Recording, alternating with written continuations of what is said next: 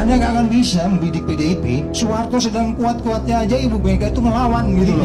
Membidik Hasto itu sia-sia. Karena DNA PDI itu tidak seperti itu. Iya, mereka udah biasa. Ini udah biasa. Kan ibunya udah bilang kemarin waktu Hasto dipanggil. Oh, lu baru sekali dipanggil aja lu udah mau berulang kali dipanggil. Bismillah, assalamualaikum guys. Berjumpa lagi di channel Jurnal Terupdate.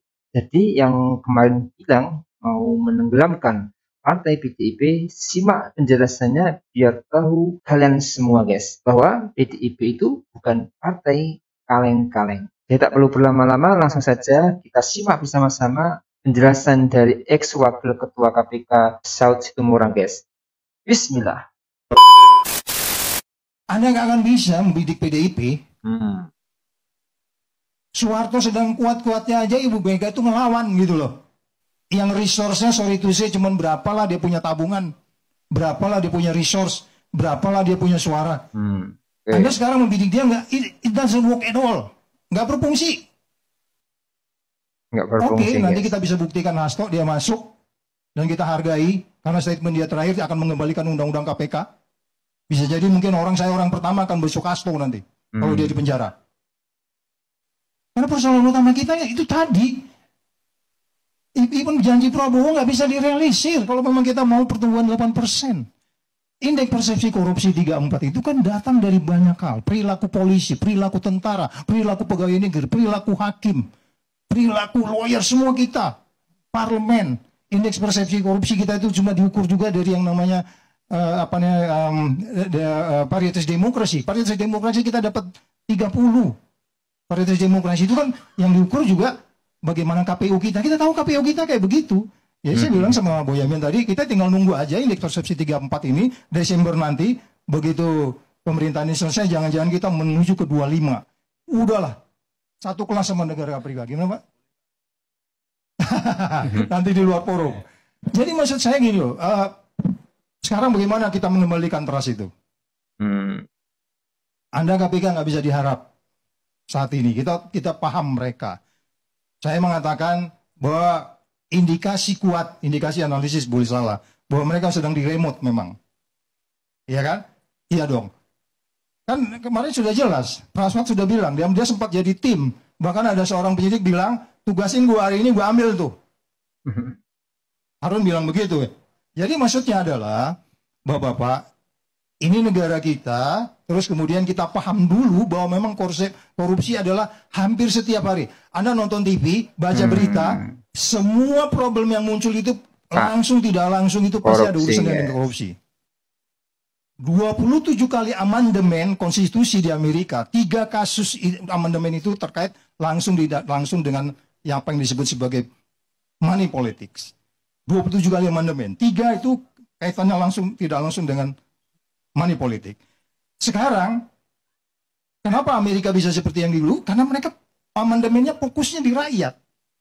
Nah sekarang kita mau mengembalikan pemilihan presiden dikembalikan ke parlemen dengan alasan transaksional. No, transaksional kamu bisa jaga kan? Transaksional bisa kamu jaga. Udah ada kok di pasal 500 Undang-Undang KPK. Ya kan? Bisa dijaga gitu loh. Masyarakat bisa dijaga supaya dia ada perilaku transaksional. Tapi kalau kita katakan, Pak Saud, ini 70% rakyat kita masih miskin, demokrasi tidak akan pernah terjadi sampai 20 tahun ke depan. Ada buktinya, ada kok bisa. Rakyat juga nggak akan, kalau dengan katakanlah ada bansos yang nggak jelas itu, kemudian kita tindak lanjuti, bisa diselesaikan juga gitu. Jadi maksud saya gini, saya katakan kembali lagi, membidik Hasto itu sia-sia. Karena DNA PDI itu tidak seperti itu.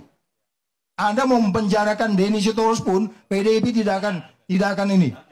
Ya, Denny Sitorus. Enggak. Jangan sampai. Enggak, maksud saya gini loh. Sia-sia karena DNA mereka tuh nggak bisa dibegitukan gitu. Percuma. Mereka sudah mengalami keadaan paling sulit ekonomi. Mereka bertahan gitu. Loh, Pak Saud kok jadi bela? Enggak, aku bicara politik cerdas berintegritas. Kami di KPK itu bicara politik cerdas berintegritas. Dan itu adalah values, nilai. Mereka sudah memulai, nggak gampang juga menentukan orang di parlemen. Mereka sudah ada punya sistem ISO, benar nggak Pak? Iya, aku bukan bela ini, karena saya selalu bicara politik cerdas berintegritas. Anda harus cerdas, Anda harus berintegritas. Cerdasnya belum, udah tapi berintegritasnya belum, kemudian ada penegakan hukum, ya jalankan itu gitu, ya kan? Saya katakan, udah Hasto, udah jalani aja kalau memang Anda memang full toit melakukan sesuatu, tapi kalau memang tidak, ya kan? Ya untuk apa juga gitu loh. Ya. Kalau memang full toit ya silakan aja gitu kan, silakan kita berdebat nanti sini. Tapi kita mau jujur aja sekarang, siapa yang benar-benar saat ini berada dalam posisi nilainya itu tidak punya satu celah pun. Artinya, kalau KPK betul-betul melakukan fungsi sebagaimana kami angkatan 4 dulu, sorry itu sih, tadi Mas Praswat bilang, zaman Saud ada gimmick-gimmick nggak? Praswat, zaman saya ada gimmick nggak? Seingat saya nggak ada, Pak. Bukan aku yang ngomong lah ya, ini di publik ini semua nih. Karena waktu itu masih ada undang-undang KPK lama. Kami memutuskan sesuatu dengan kolektif kolegial. Skornya 3-2, 4-1, selalu kayak begitu. Kolektif kolegial, egalitarian, penyidik kami biarkan bekerja, tapi saya pantau juga 24 jam ketika mereka mereksa. Apa yang mereka bicarakan. Mereka wise kok. Kadang-kadang kalau kedinginan ditawarin roti, ya enggak? Mungkin Hasto nggak ditawarin roti kemarin. Iya, kalau kedinginan ditawarin roti, benar nggak bro? Iya. Itu cara humannya itu gitu loh. Jadi nggak ada dengan dendam. Ini kan sekarang kita bisa lihat. Anda kasih 5 kriteria bahwa Hasto ini dikaitkan dengan politik, pasti ketemu 5 kriteria itu. Pertama, gonjang-ganjing. Kedua, caranya. Ketiga, tidak kronologik. Kemudian kita tahu juga hasil sidang sebelumnya. Sampai lagi, sampai 10 pun pasti akan ketemu gitu loh. Bahwa kembali lagi Pak Karni, mohon maaf sekali lagi, kalau umpamanya kita mau sama-sama membangun negeri ini, Anda tidak akan ketemu solusi kalau politik dibangun dengan dendam. Apalagi kalau Anda membangun negeri ini dengan konflik of interest. Syarat memberantas korupsi, pertama Anda harus transparan, akuntabel, bebas dari konflik of interest. Baru Anda peran serta kayak kita-kita seperti ini, baru Anda melindungi orang-orang yang anti korupsi. Indikatornya gampang, ini manusia 57 orang diusir. Itu udah jauh dari definisi Anda tidak konflik of interest. Jadi sekali lagi, saya percaya tema hari ini percuma Pak. Target PDIP nggak akan it doesn't work at all, ya kan? Iya, mereka udah biasa, ini udah biasa kan, ibunya udah bilang kemarin waktu Hasto dipanggil, lu baru sekali dipanggil aja lu, gua udah mau berulang kali dipanggil, belum lagi kalau kita bicara bapaknya bukan dipanggil lagi kan gitu. Oke guys, jadi semuanya dibuat kaget ketika ex wakil ketua KPK Saud Situmorang menyebut PDIP tak akan pernah bisa tenggelamkan. Percuma kalau mau menenggelamkan partai PDIP pasti akan bisa atau percuma.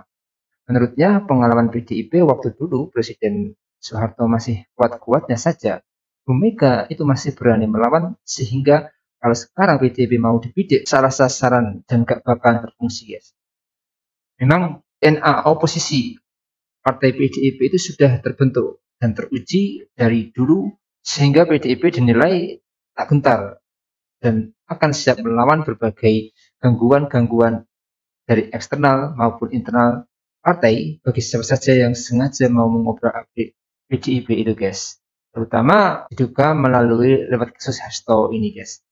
Jadi semoga saja permasalahan ini segera selesai dan menemui titik terang pada akhirnya. Dan mungkin itu yang bisa saya jelaskan untuk video kali ini. Bagaimana menurut kalian soal video ini? Tulis komentar di bawah ini ya guys. Saya pamit dulu. Wassalamualaikum warahmatullahi wabarakatuh.